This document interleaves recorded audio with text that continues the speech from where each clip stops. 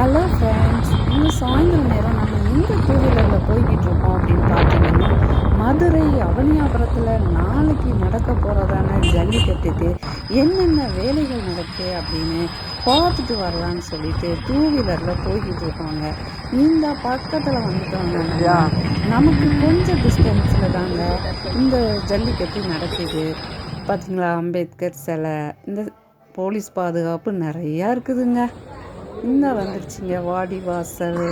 நம்ம நாளைக்கு ஜல்லிக்கட்டு நடக்க போகிறதான இடம் பாருங்க. எல்லாரும் பார்வையிட்டு இருக்கிறாங்க, மீடியாக்காரங்க இருக்கிறாங்க, பொதுமக்கள் இருக்காங்க. அங்கே ஆயத்த வேலைகள் நடந்துக்கிட்டு இருக்கு. ஒரு டூ வீலர் இருக்குது.